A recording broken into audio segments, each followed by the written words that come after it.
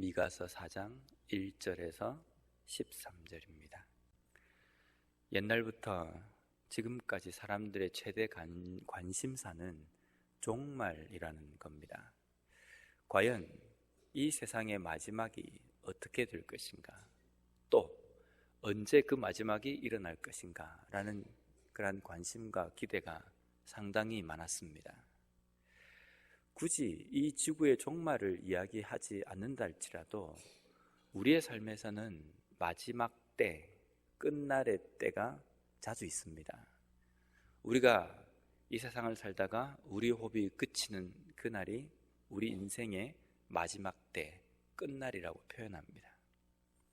우리의 죽음까지도 가지 않는다 할지라도 우리의 인생에는 크고 작은 마지막 때가 많이 있습니다. 학교에서 공부를 쭉 하다가 이제는 사회로 나가서 사회생활을 하기 전에 그 시간들이 학교에서 배움으로 진행되는 인생의 마지막 때가 될 수 있습니다. 때로는 부모의 관심과 또 부모의 양육 아래에 있다가 독립을 해야 될 때, 부모의 품 안에서 자라는 마지막 때, 그런 때도 우리의 삶에 있을 수 있습니다. 그런데 이 모든 우리 인생의 크고 작은 마지막 때는 반드시 새로운 시작이라는 것과 연관이 되어 있습니다. 학교에서 공부를 하다가 이제 사회생활을 해야 되면 학교에서 마지막 때는 곧 사회생활의 첫 출발점, 첫 시작의 때입니다. 부모의 양육에 있다가 이제 독립을 해야 될 때는 이제 새로운 사회생활과 독립된 삶의 첫 시작이 바로 이어진다는 겁니다. 그렇다고 한다면 우리 인생의 마지막 호흡을 하는 그 때를 어떤 것과 어떤 시작과 연관이 되어 있습니까? 바로 저 천국에서 하나님과 함께 영원히 살 그 시작의 때가 우리 인생, 우리의 호흡이 마지막 쉬어지는 그 마지막 때와 연관되어진다는 겁니다. 미가 선지자는 계속적으로 하나님의 백성들의 잘못되어지고 또 하나님을 떠나게 되고 그로 말미암아 하나님께서 징계하시고 심판하실 마지막 때를 이야기합니다. 그리고 오늘 본문에서도 보면 끝날에라고 시작을 하고 있습니다. 이 끝날이라는 것은 우리 인생의 끝날입니다. 남유다와 북이스라엘의 끝날입니다. 인생의 끝날, 사람이 볼 때에는 이제 다 끝났다, 우리에겐 더 이상 희망이 없다 라고 이야기할 수 있는 그 마지막 때를 이야기합니다. 그런데 오늘 본문에 가만히 보면요, 그 끝날에 하나님께서 뭔가를 하시겠다는 겁니다. 뭔가를 하시겠다는 그것은 1절 말씀에 보면 그날에 여호와의 전이 가장 높은 곳에 서게 될 것이다 라는 겁니다. 마지막 때는 모든 인생이 다 끝장이 나고 더 이상 희망이 없는 때입니다. 그런데 그때 하나님의 전이 가장 높은 곳에 서 있겠다는 겁니다. 이것은 인생이 볼 때에는, 사람이 볼 때에는 모든 것이 다 사라지고 절망적이고 희망이 없는 그때이지만요, 하나님께서 새롭게 일을 시작할 하나님의 일의 시작의 때입니다. 그러니까 우리 인생의 마지막 때는 하나님께서 하나님의 역사를 이루어 가실 첫날이 되는 겁니다. 우리 인생의 절망으로 인하여서 완전히 사라지는 그 마지막 때는 곧 하나님께서 새롭게 일하시는 희망의 첫 시작이 되는 겁니다. 그래서 어쩌면 우리가 매일매일 삶 속에서 하나님 앞에 이런 고백을 해야 합니다. 하나님, 오늘이 내 인생의 마지막 때입니다. 하나님께서 새롭게 시작하셔야 할 첫날이기도 합니다. 이 고백입니다. 그렇다고 해서 우리의 육신이 그냥 끝난다는 그 의미보다는요, 내 힘과 내 육신의 어떤 생각과 내 가치관과 내 힘으로 살아가는 그 마지막 때를 이야기하는 겁니다. 이제 나는 죽고 하나님께서 사셔서 하나님께서 온전히 내 삶을 이루어 가시는 첫날이 되게 하여 주십시오. 이 기도가 매일 아침마다 새로운 하루를 시작할 때마다 우리의 입술을 통해서 나와야 될 고백이라는 겁니다. 그러한 하나님의 회복의 첫날에는 하나님의 전이 높은 곳에 선다는 겁니다. 그런데 이스라엘 백성들 남유다 사람들에게 이 말씀을 하시는 것은요, 그날이 되면 없어졌던 하나님의 전이 새롭게 세워진다는 그 의미가 아닙니다. 하나님의 전이라는 것은 여호와의 임재입니다. 하나님의 임재하심을 의미합니다. 하나님의 임재하심이 없다가 이스라엘과 남유다의 마지막 때가 되었을 때, 이제 하나님께서 뭔가를 이루시려고 할 때 하나님께서 나타나시는 의미가 아닙니다. 하나님의 임재하심은 항상 우리와 함께 있습니다. 하나님의 임재하심이라는 것은요, 있다가 없어지는 문제가 아닙니다. 하나님께서 선택하신 백성들과 항상 함께하고 동행하십니다. 문제는 이스라엘과 남유다 하나님의 백성들이 그것을 보지 못했기 때문입니다. 하나님의 전은 항상 있는 그곳에 있었고, 가장 높은 곳에서 하나님의 백성들이 잘 볼 수 있도록 하나님께서는 그곳에 임재하셨습니다. 그런데 하나님의 백성들의 눈이 안개로 어떠한 시커먼 것으로 가려져 있어서 그 전을 보지 못한 겁니다. 하나님의 임재하심을 느끼지 못한 겁니다. 우리의 삶 속에 가끔 이런 고백을 합니다. 하나님 정말 임재하고 계십니까?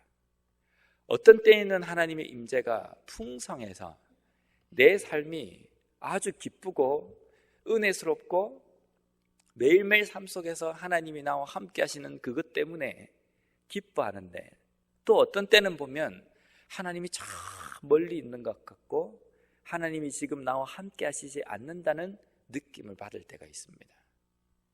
하나님이 저 멀리 계시다가 내가 기도하면 다시 가까이 오셨다가 내 마음대로 살면 저 멀리 가셨다가 하나님이 이러시는 분이십니까? 하나님은 우리의 상태, 우리의 상황, 그것에 관계없이 우리와 가장 가까운 곳에 우리 가운데 임재하고 계십니다. 다만 우리의 상태의 문제입니다. 우리가 그 임재하시는 하나님을 보지 못하는 겁니다. 눈이 가려지고 마음이 닫혀져서 그것을 보지 못하고 느끼지 못하는 겁니다. 우리의 삶 속에서 매일매일의 삶이 하나님의 임재하심을 보고 가장 높은 곳에, 가장 잘 보이는 곳에 임재하고 계신 그 하나님을 느끼고 들을 수 있는 삶이 되어야 합니다. 그러한 하나님의 임재가 있는 그때에 인생으로는 끝날이지만 하나님의 회복의 그날에 일어나는 일은 2절 말씀에 보면 곧 많은 이방 사람들이 가며 이르기를, 이날의 주변에 있는 많은 이방 사람들이 여호와의 그 전 하나님의 임재하심을 보면서 달려올 것이라는 겁니다. 하나님의 임재하심을 보며 주변에 있는 많은 사람들이 저기 하나님이 계시구나, 하나님이 임재하시는 곳이 저곳이구나 라고 생각하고 그곳으로 다시금 돌아오게 된다는 겁니다. 우리의 인생의 회복도 이것과 마찬가지입니다. 하나님의 임재하심 가운데에 다시금 회복되고 돌아오는 것입니다. 그러면서 그 달려오는 이방 사람들의 입을 통해서 어떤 고백을 하게 되냐면요, 그가 그의 도를 가지고 우리에게 가르치실 것이니라. 그의 도, 우리에게 가르치신다. 하나님의 말씀이 우리의 삶 속에 제대로 가르쳐질 때에 우리의 삶에는 영적인 회복이 일어나는 겁니다. 내가 하나님의 말씀을 제대로 깨닫고 그 깨달은 말씀대로 내 삶이 뒤집어질 때에 그때가 하나님의 회복이 일어나는 겁니다. 때로는 내가 먹는 것이 시원찮다 할지라도, 내가 움직이는 것이 시원찮다 할지라도 내 삶 속에 하나님의 말씀이 제대로 깨달아지고 그 말씀을 온전히 붙드는 삶이 될 때에 그 때가 우리의 삶의 회복의 때가 되는 겁니다. 이방 사람들이 하나님의 임재하심을 보며 주변에서 몰려오게 됩니다. 그리고 그들 마음 가운데에 하나님의 말씀에 대한 갈망이 일어나게 됩니다. 그런데 그것이 어디서부터 시작되느냐면요, 예루살렘으로부터 시작된다는 겁니다. 예루살렘으로부터 그 말씀이 가르쳐지고 도가 흘러넘쳐서 이방 사람들에게 전해질 것이다. 이것은 두 가지 의미로 설명할 수 있습니다. 예루살렘으로부터 시작된다는 것은 하나님의 임재하심이 있는 그 중심에서부터 시작된다는 의미도 되고, 또 한편으로는 예루살렘이라는 것은 하나님의 택하신 백성들이 사는 곳입니다. 하나님이 선택하신 백성들로부터, 그들의 회복으로부터 이방으로 점차적으로 하나님의 말씀이 확산되고 선포되어질 것이라는 겁니다. 즉, 인생의 마지막 때, 하나님의 회복의 때, 그로 인하여서 이방 사람들에게 말씀이 전해지는 그 때는 무엇으로부터 시작이 되냐면, 하나님의 백성, 먼저 믿은 우리들의 회복이 될 때에 온전히 회복이 시작되고 확산이 된다는 겁니다. 그렇기 때문에 우리가 영적으로 정신을 차리지 않으면 우리 주변이 절대로 회복이 될 수 없다는 겁니다. 그렇게 극단적으로까지 생각해야 된다는 겁니다. 내가 안 돼도 하나님께서 하시겠지. 내가 안 되는데 하나님께서 하신다고 한다면 어쩌면 우리를 버리시고 시작하시는 회복일 수도 있다는 겁니다. 그래서 우리는 이 땅의 회복에 대해서 책임감을 좀 가져야 됩니다.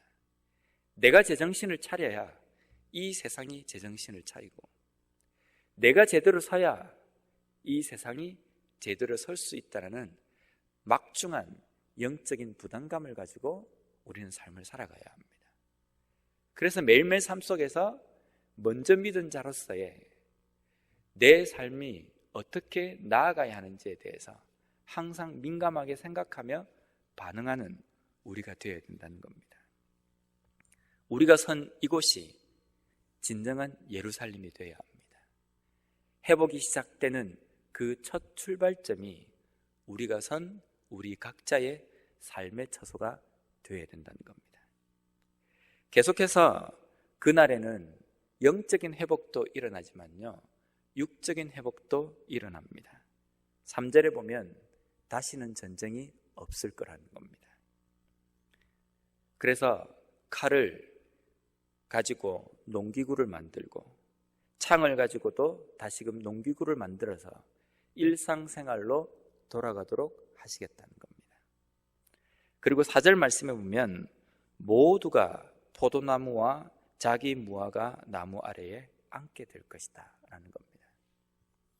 내가 심은 포도나무 아래에서 그 포도의 열매를 먹게 될 것이고, 내가 수고한 무화과 나무 아래에서 그 열매를, 그 소출을 거두고 누리게 될 것이라는 겁니다.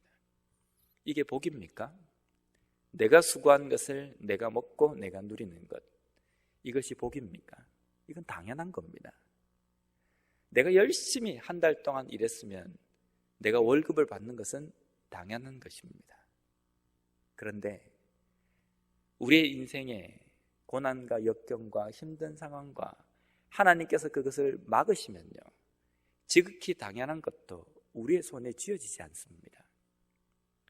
내가 오늘 하루도 당연히 살 것이다 라는 것도 하나님께서 우리의 인생을 막으시면요, 정말 평범하고 일상적으로 지금까지 몇십 년 동안 해왔던 것도 그 자리에서 멈춰서게 되는 겁니다. 내가 이 포도나무를 심어서 열심히 걸음을 주고 가꾸면 이 열매를 얻을 수 있을 것이다, 지극히 당연하게 생각되는 겁니다. 조금이라도 얻을 수 있겠지, 지극히 당연한 겁니다. 그런데 하나님께서 막으시면 그 포도나무 소출에 하나도 거둘 수 없게 되기도 하고, 주렁주렁 달려있는 것도 내가 먹을 수 없게 됩니다. 실제 이스라엘 백성들이 그렇게 되었습니다.